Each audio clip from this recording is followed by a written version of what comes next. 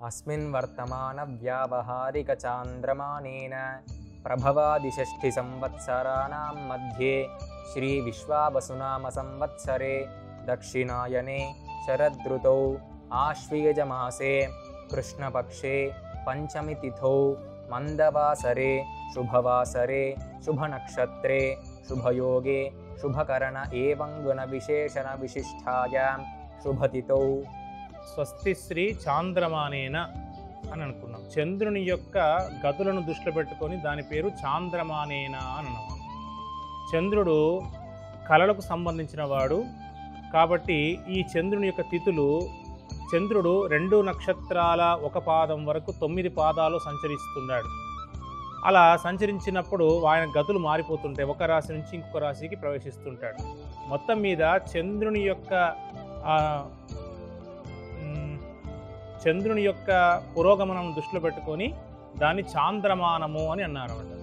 చంద్రుని అనుసరించి నడిచేటువంటి విధానాన్ని చాంద్రమానము అంటారు.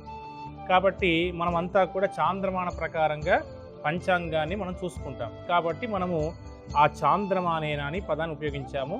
తర్వాత వ్యావహారిక చాంద్రమానేన ప్రభవాది సంవత్సరాలు మొదలుకొని మధ్యలో ఉన్నటువంటి విశ్వావసునామ సంవత్సరంలో మనం ఉన్నామని ఇక్కడ మనం చెప్పుకుంటున్నాం. మొత్తం 60 సంవత్సరాలు ఉంటాయి.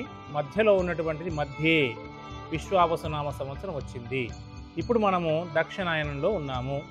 తర్వాత ఋతువులు 6 ఉంటాయి. ఇప్పుడు శరదృతువులో ఉన్నాము. తర్వాత మాసాలు 12 ఉంటాయి. ఇప్పుడు ఆశ్వయుజ మాసంలో ఉన్నాము. పక్షాలు 2 ఉంటాయి. అందులో శుక్లపక్షము బహుళపక్షం అని.